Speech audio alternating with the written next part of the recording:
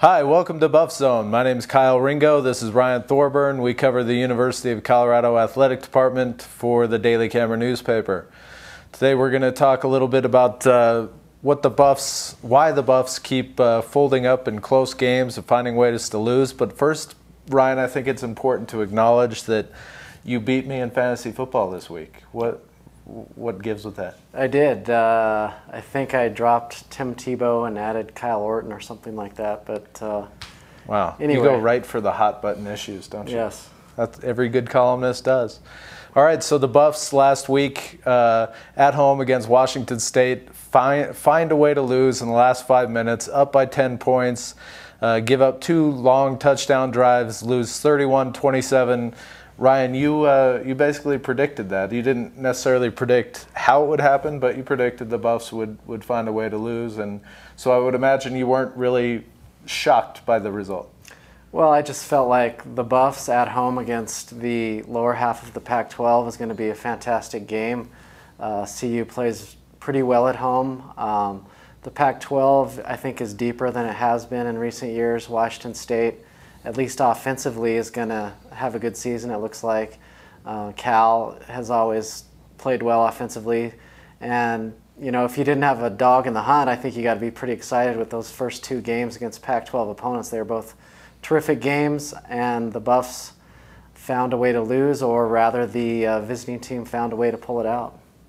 Yeah, it's interesting to me that here we are after 5 games, the Buffs are 1-4, and if you look at it, in 3 of their 4 losses, CU could have really made a few plays and could be 4-1 at this point. It's all woulda, coulda, shoulda, but the Buffs, my point is the Buffs are in games in the 4th quarter and finding ways to lose. What ingredients do you see, what common denominators are going into those losses? Well, I think in just about every game that CU has played this year, outside of maybe the CSU game, they're the less confident team, and that has to do with, you know, getting beat up year after year, game after game, and not finding ways to finish. I think confidence has a lot to do with it. Tyler Hansen indicated that, you know, a lot of guys are waiting for someone to do something to pull out one of these games when really what they need to do is come together as a unit and pull it out and get that first down, or don't bite on that, you know, deep pass play. You know, it's all about the preparation, and I think they were prepared for those things, but they just, in the moment of, you know, when it counts, they tense up and don't execute, you know, like you would do 9 out of 10 times throughout the game. Yeah, you know, it's interesting to me, John Embry got a lot of grief this week from fans for his comments after the game, in which he, you know, in those moments immediately after the game, he's pretty fired up, pretty emotional still. It's just the game has just ended maybe 10 minutes earlier, and so he walks into a room and starts getting peppered with questions about why this happened, and one of the questions he was asked was what he told his team, and to his credit, he was actually willing to share what he told his team. A lot of coaches don't share that information, and he said that he asked the team, when is enough enough? And I think that question from John Embry to his players was right on target. After all, what we saw against Washington State at Folsom Field last week was nothing new, and it's from the same collection of players. I mean, Jimmy Smith, Jaleel Brown, Scotty McKnight, Nate Solder, Cody Hawkins are all gone, but a lot of the guys who are playing in games this season were playing in games last season and the season before that. This is the same group of players that just can't get over the hump, can't get over some of these mental hurdles, can't win on the road, and at some point I think it comes down to the players, you know, taking some ownership of that and deciding that enough is enough.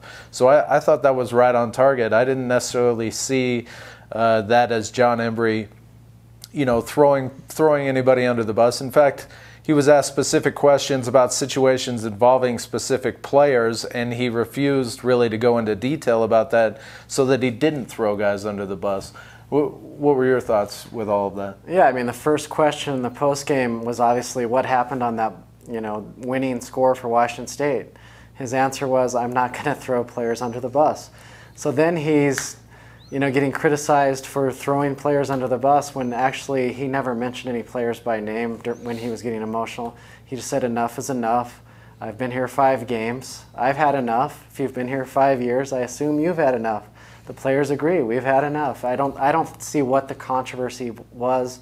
One of the things I was worried about with John coming from the Redskins is that he would have learned the Mike Shanahan school of press conferences where you speak only in sports cliches and reveal nothing and have no personality and are just, don't give your fans or the media anything to work with. I mean, John is honest, and I'm certainly not going to bury him for that no matter what he says. I mean, if he said, flat out, this player blew the coverage and, he's going to be benched, that's uncalled for at this level. It's not the NFL, but he's not doing that. He's just emotional. I mean, they're here to get an education and win football games. You can say whatever order you want, but part of the equation is winning. They're not coming here to get an education and get ribbons for coming close against Washington State. The bottom line with me on this whole issue, Ryan, is that there are 28 seniors on this Colorado football team.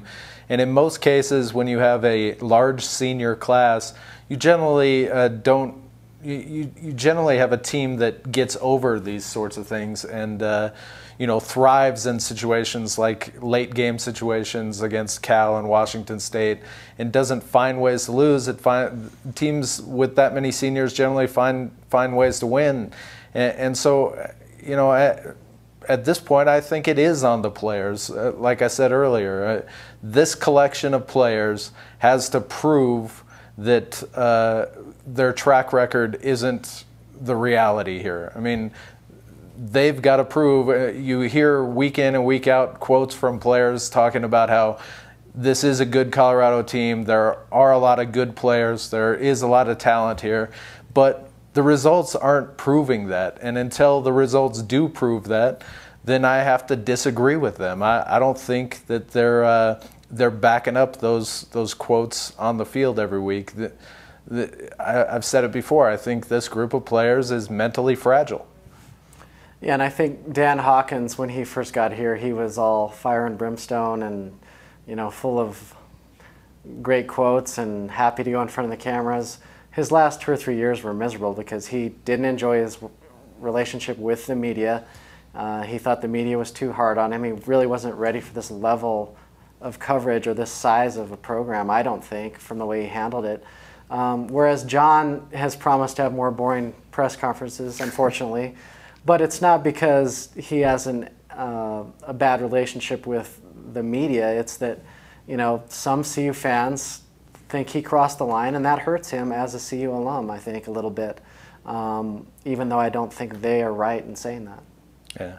So come back a little later in the week, and we'll talk a little bit about Stanford, and maybe the Buffs can pull out a miracle against the Cardinal top 10 team on the road. What's the significance of September 21st, 2002, Ryan? You caught me off guard there. Last time the Buffs beat a ranked team on the road. It's been a while. John Embry was still an assistant coach here. So, anyway, we'll talk Stanford in a couple of days. Check back then.